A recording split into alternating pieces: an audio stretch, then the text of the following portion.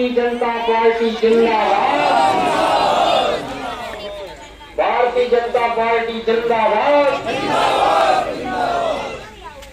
आज के इस मंदिर प्रांगण में हरसिद्धि माता के इस मंदिर प्रांगण में सर्वप्रथम तो मैं हरसिद्धि माता के चरणों में प्रणाम करता हूँ, नमन करता हूँ।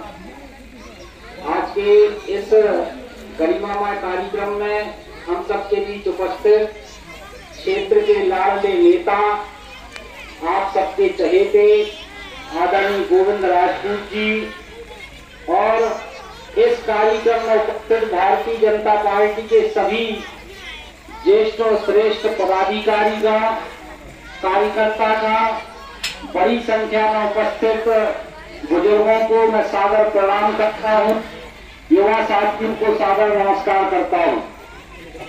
साथियों, ये दूसरी बार मैं आपके गांव में आया हूं। एक दिन और हम आए थे और सारी बातें हम सबने की कि आखिर भारतीय जनता पार्टी को हमें क्यों चुनना चाहिए, भारतीय जनता पार्टी में ऐसी कौन सी विशेषता है जिसके कारण हम सब लोग भारतीय जनता पार्टी से जुड़े और हम सब भारतीय जनता पार्टी से जुड़े हुए हैं। साथियों, एक बात भगवान के मंदिर में बैठ के मैं करना चाहता हूं कि भगवान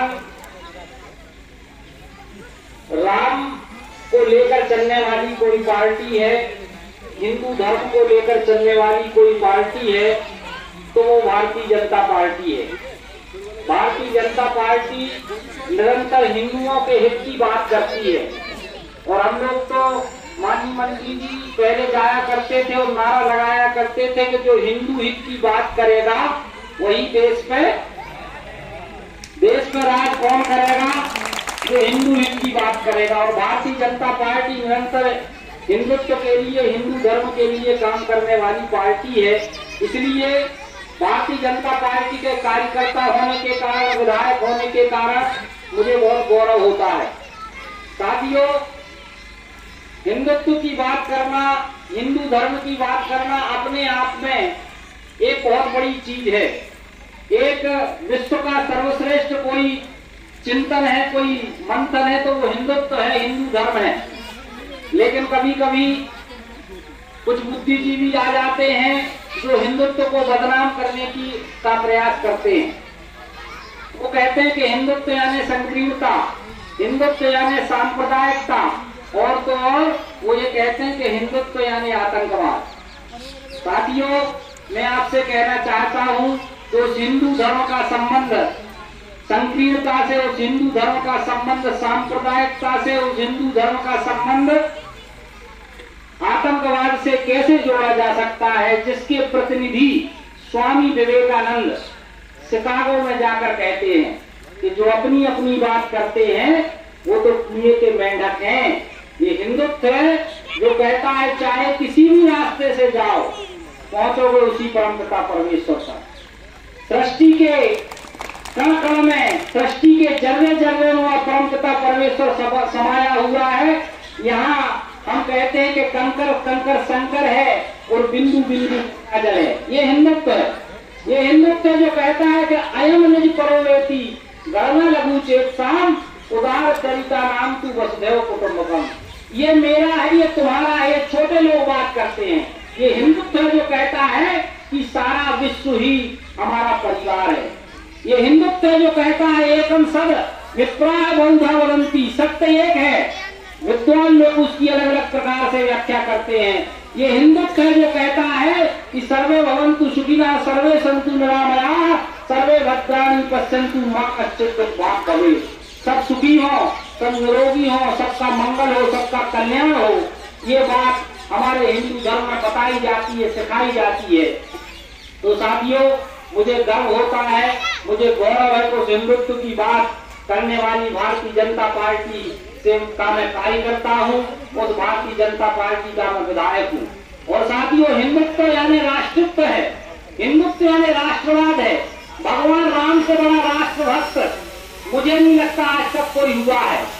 लोग कहते हैं कि रामायण काल में जब भगवान राम ने लंका को जीत लिया तो उनके छोटे भाई लक्ष्मण ने कहा कि प्रभु ये सोने की लंका है, क्यों ना हम यहीं रह जाए। तो भगवान राम ने उस समय कहा था कि अपि स्वर्णमयी लंका नामे लक्ष्मण रोचते जननी जन्म भूमिश्च स्वर्गागति गरीयसी।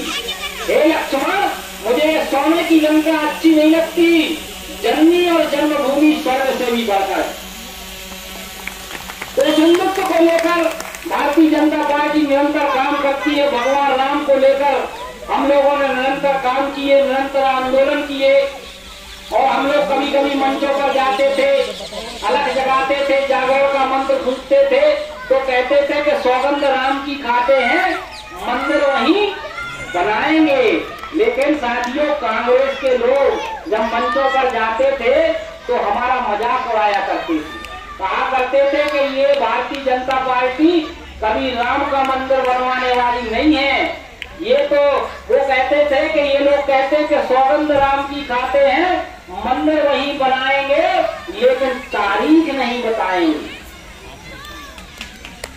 कांग्रेस के लोगों का कहना था कि हिंदुओं की वोट लेने के लिए भारतीय जनता पार्टी काम करती है, कभी भारतीय जनता पार्टी राम मंदिर बनवाने वाली नहीं है। लेकिन ना माननीय नरेंद्र मोदी जी ने जब दूसरी बार प्रधानमंत्री बने तो गर्व के साथ जब उन्होंने हमारा संकल्प पूरा किया कि सौगंध राम की खाते हैं, मंदिर वहीं बनाएंगे और तारीख भी बताएंगे। वो तारीख बताने का काम, वो शिलान्यास करने का काम हमारे देश के प्रधानमंत्री माननीय नरेंद्र मोदी जी ने करके दिखाया। साथियों, ये वो पार्टी है जो राष्ट्रवाद को लेकर काम करने वाली पार्टी है। एक बार कुछ पत्रकारों ने देश के प्रधानमंत्री माननीय नरेंद्र मोदी जी से पूछा कि माननीय मोदी जी, आपके जीवन का लक्ष्य क्या है? तो माननीय मोदी जी ने कहा कि मेरे जीवन का लक्ष्य कोई मेरा खुद का लक्ष्य नहीं है। उन्होंने कहा कि मेरे जीवन का एक ही लक्ष्य है, तेरा वैभव अमर रहे माँ, हम तुम चार रहे न रहे।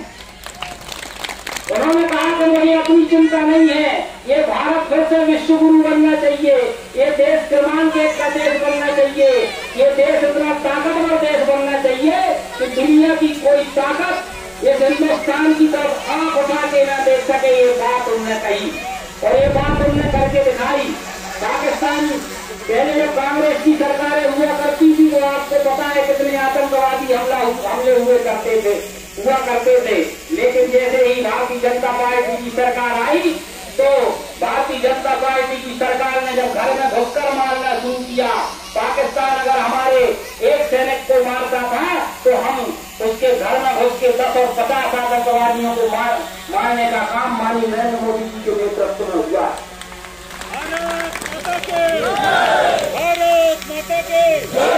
एक काम भारतीय जनता पार्टी की सरकारों ने साथियों करके दिखाया है। माननीय नरेंद्र मोदी जी के नेतृत्व में ये देश क्रमांक एक का देश बनने की ओर अग्रसर है। ये देश फिर से विश्व गुरु बनने की ओर अग्रसर है साथियों। लेकिन कभी कभी मैं एक बार माननीय मंत्री जी, मैं एक बार जब भारत पाकिस्तान का टेंशन चल रहा था, जब भारत ने पाकिस्तान को अंदर घुस के जब सेना ने मारे और अपने राहुल गांधी सर्जिकल स्ट्राइक की और अपने राहुल गांधी जब जवाब मांग रहे थे कि भैया आप सबूत दो, तो इमरान खान ने कहा था कि भैया हमारे पास तो परमाणु बम है, तुम क्या करोगे? तो माननीय मोदी जी ने कहा था कि इमरान, केवल तेरे पास बस परमाणु बम नहीं है, परमाणु बम जो हमने परमाणु बम बना के रखे हैं वो परमाणु बम कोई हमने कालाजी में चलाने के लिए नहीं रखे। उन्होंने कहा कि हम डरते नहीं हैं बम्बों से, हम डरते नहीं हैं बम्बों से, विस्फोटक जलपोतों से, हम डरते हैं ताशकंद शिमला जैसे समझौतों से। चार भेड़ियों से डर सकती सिंहों की औलाद नहीं, भरत वंश के इस पानी की तुमको है पहचान नहीं। एटम बम बना करके तुम किस्मत करके भूल गए, 65-99 के युद्धों को शायद भूल गए। तुम भूल गए अब्दुल हमीद ने पैटर्न टैंक जला डाला, हिंदुस्तानी नेटों ने अमरीकी जेट जला डाला। तुम भूल गए गाजी का बेड़ा झटके में ही डुबो दिया, ढाका के जनरल न्याजी को दूध छठी का पिला दिया। तुम भूल गए 90,000 अनबंदी पाक जवानों को, तुम भूल गए शिमला समझौता इंदिरा के एहसानों को। माननीय मोदी जी ने कहा कि अब की जंग छिड़ी तो सुन ले, इमरान खान सुन ले, अब की जंग छिड़ी तो सुन ले, नामो निशान नहीं होगा, कश्मीर तो होगा लेकिन पाकिस्तान, कश्मीर तो होगा लेकिन। लाल कर दिया लहू से तुमने श्रीनगर की घाटी को, लाल कर दिया लहू से तुमने श्रीनगर की घाटी को, किस गफलत में छेड़ रहे तुम सोई हल्दी घाटी को।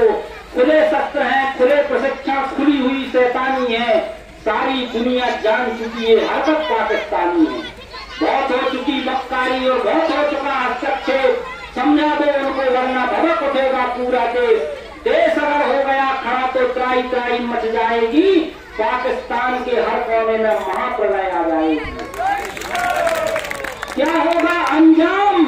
इमरान खान मोदी जी ने कहा क्या होगा अंजाम, इसका अनुमान तुम्हें नहीं होगा। कश्मीर तो होगा लेकिन पाकिस्तान, कश्मीर तो होगा लेकिन पाकिस्तान नहीं होगा। तो एटम बम पर हिम्मत कौन दिखाएगा? मोदी जी ने कहा कि इमरान तुमने एटम बम तो बना लिया, एटम बम पर हिम्मत कौन दिखाएगा? इसे चलाने को क्या बोलो बाप तुम्हारा आएगा। अब की चिंता मत कर, अब की चिंता मत कर, चेहरे का खोल बदल देंगे, इतिहास की हस्ती क्या पूरा भूगोल बदल देंगे। हर धारा मोड़ बदल कर लाहौर से गुजरेगी गंगा, इस्लामाबाद की छाती पर लहराएगा भारत का झंडा। रावलपिंडी से कराची तक सब कुछ गारत हो जाएगा और सिंधु नदी के आर पार पूरा भारत हो जाएगा। ये दम हमारे पास कहां से आया? ये दम हमारे पास इसलिए आया कि आज हमारे पास नरेंद्र मोदी जी जैसा प्रधानमंत्री है जिसका सीना 56 इंच का सीना है। वो 56 इंच का सीना देख के पाकिस्तान, चीन जैसे देश डर जाते हैं। आज हमें कोई आंख दिखा के बात नहीं कर सकता। अगर कोई बड़ा देश भी हमसे बात करता है तो हम उसकी आंख में आंख डाल के बात करते हैं। इस देश को क्रमांक 1 का देश बनाने का काम, इस देश को सबसे ताकतवर देश बनाने का काम अगर किसी ने किया है तो देश के प्रधानमंत्री माननीय नरेंद्र मोदी जी ने किया है। तो साथियों, मैं आपसे अनुरोध करना चाहता हूं, ऐसी भारतीय जनता पार्टी से आप सब जुड़िए जो देशभक्ति को लेकर काम करती है, जो राष्ट्रवाद को लेकर काम करती है और देशवाद को लेकर काम करती है कि ये देश फिर से विश्व गुरु बनना चाहिए, देश क्रमांक 1 का देश बनना चाहिए। सिद्धांत को लेकर भारतीय जनता पार्टी काम करती है। और साथियों, मैं आभार व्यक्त करना चाहता हूँ हमारे गोविंद सिंह जी का, जिन्होंने इस राष्ट्रभक्त पार्टी को चुना और हमारे मध्य प्रदेश में फिर से भारतीय जनता पार्टी की सरकार बनवाई है साथियों। और मैं जमेरा विधानसभा से हमारे गोविंद भैया का कर्ज चुकाने के लिए आया हूं कि गोविंद भैया के कारण ही आज भारतीय जनता पार्टी की सरकार बनी है। मुझे उनका कर्ज उतारना है और आप सबको भी उनका कर्ज उतारने का काम करना है साथियों। कहने का तात्पर्य है साथियों कि हम सब देशभक्त हैं, राष्ट्रभक्त हैं, राम भक्त हैं। इसलिए हमारी पार्टी केवल भारतीय जनता पार्टी है। संकल्प लेके हम यहाँ से जाएं, क्योंकि संकल्प में कोई विकल्प नहीं होता साथियों। अब मैं आपसे कुछ नारे लगवाऊंगा, आपको वो नारे लगाना है। बोले भारत माता की, भारत माता की। एक नारा और, क्योंकि गोविंद भैया हमारे प्रत्याशी हैं, एक नारा और मैं आप सबसे लगवाना चाहता हूँ। मैं कहूँगा गोविंद भैया संघर्ष करो, आप लोग कहेंगे हम तुम्हारे साथ हैं। दोनों हाथ उठा के कहेंगे, ईमानदारी से कहेंगे, गोविंद भैया संघर्ष करो, हम तुम्हारे साथ हैं। गोविंद भैया संघर्ष करो।